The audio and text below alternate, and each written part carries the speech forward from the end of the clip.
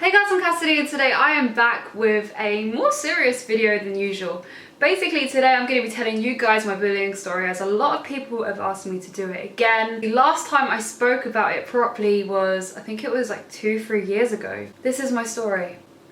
So basically it started at the age of 12. I was just starting secondary school. I noticed that my heart had been playing up a little bit more here and there, but I chose to ignore it because I didn't really want to scare anyone. Basically I'd been on tablets for a few years and this slowed down my heart condition, as when I was younger I had something which made my heart rate go up to 300 beats per minute. And I was really ill as a kid and basically I nearly died. So my heart condition had calmed down quite a lot over the years and I was well.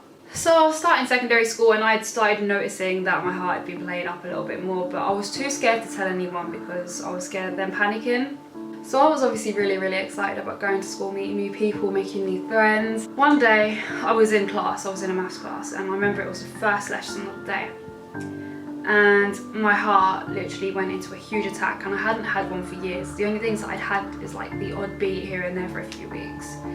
So my heart went into a huge attack while I was in school. I instantly started panicking, as I've always suffered from really bad anxiety. I didn't know what was going on. It was such a scary experience. My heart was just literally thumping through my chest. You could physically see my heart rate going like this. And I got rushed out of class. I was crying and everything, and everyone was just laughing at me and taking the mick out of me.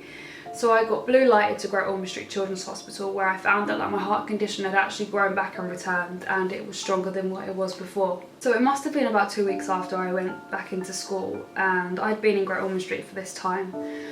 And I came back to everyone literally just hating on me and picking on me and mimicking how I was the day I had the attack. They were laughing about how I was panicking, and yeah. Obviously everyone had their own friendship groups by this point, and I just was so alone. And then they started bringing up the induction day, and this is the day when you first start school. You start making friends and getting to know people, and the teacher said to us, what do we want to be when we're older, what our current dreams are. I said I wanted to be a model or an actress, so they started using this against me, and they started saying you're too fat to be a model, you're too ugly, and everything. So as time went on, my health got worse, which made my attendance get worse, and because I was being bullied when I was in school, my anxiety was getting worse, which was then making my health and my heart even more worse. Then they started fueling more rumours about me because I wasn't in school, saying that I was pregnant and that I was going to die soon from my heart. It really did make me feel so worthless, and at the time, like, you really think like, why me? What have I done? And then you start beginning to hate yourself, and I hated the fact that I had a heart condition. I was already scared and I already felt so alone because I just didn't understand why it was me, and I blamed myself for it. I used to dread, I remember this so well, when it used to come to PE lessons, I used to just be like, I really don't want to do this, because when they would make other people team captains, I was always the last one picked because no one wanted the chubby kid with the heart condition. And then when it would come to me being the last one picked, the team who got me would have the other team laughing at them for getting me. So I still had a friend from primary school, and I remember one day going around to her house after school finished, and a group of about, I think it was 11, because I remember seeing the police report. It was 11 people turned up at her house to come after me and beat me up because the boys had spread rumours to the girls saying that I'd spoke about them badly, and they all came around to beat me up. I remember hiding behind my friend's mum at her door, feeling so scared. Like, what have I done to deserve this? It isn't my fault that I've got a heart condition. It isn't my fault, you know, because, like, I don't know, I was so all over the place, and I just didn't understand why. What have I done to deserve this? I was struggling inside of school, and now I was also struggling outside of school. Before leaving school was a massive relief, and now even when I leave school, I still had it there. So I had no escape. I ended up going into severe depression, and I had to end up getting counselled to try and talk about my feelings and what I was going through. They were calling me fat, but then I was comfy and even more because they were calling me fat and because they were taking the mick out of me being ill, and my health was getting so much worse. I was then going into hospital every single week, and I felt like I had nothing at all. Why am I here? What good am I doing here? I don't want to be here anymore. And this is all because of these people were making me feel like this. And that is so wrong for anyone to ever feel like that, to ever blame themselves for getting bullied. And then I finally got to move school, and shortly after I ended up having 8 heart surgeries. But before that, I decided to start a YouTube channel, which is this YouTube channel. And that's where I decided to start sharing my story and trying to help other people out there by communicating with them, by putting my story out there to reach to other people who were going through the same thing. So I got into this new school and I went from the least popular to one of the most popular. This school understood my health and they were all so supportive of me. A year or two on, I must have had about 1 or 2 surgeries at this point. And I was walking up the road and it was 2 weeks after surgery, and these 2 guys who were about 4 years older than me, who still actually live around this area now, they came up to me and they threatened me. They told me that if I don't do some, I don't know how to say it without it.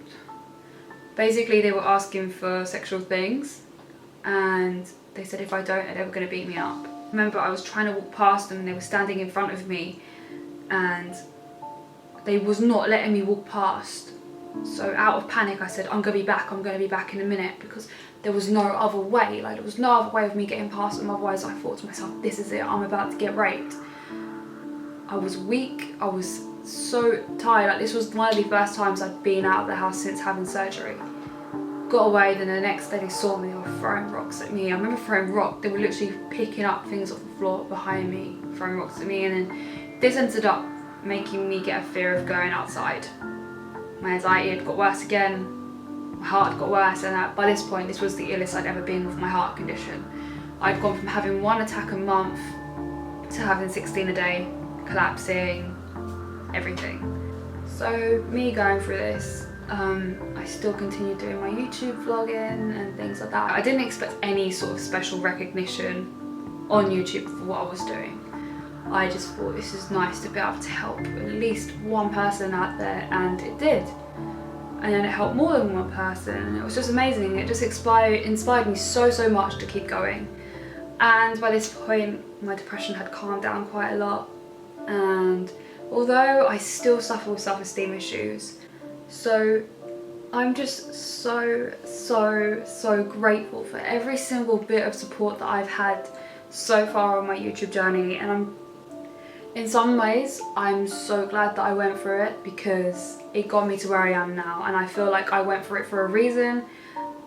And I feel like that reason is so I can help other people and hopefully inspire other people, to show them that you will get through it, and not to ever let anyone tell you that you can't do this or can't do that, because they told me I'd never be a model. A month ago I was shooting for Topshop and I have a scar on my chest from my heart surgery, so you know, it can be done. And I made this channel because I wanted to prove to people that you can get through it and that you can do anything you dream of. I kept this channel and I kept it going, no matter even when they did take the mick out of me for it. And I did it.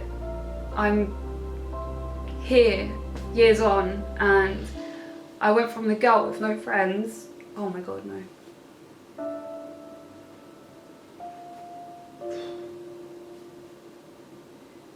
I went from the girl with no friends to suddenly have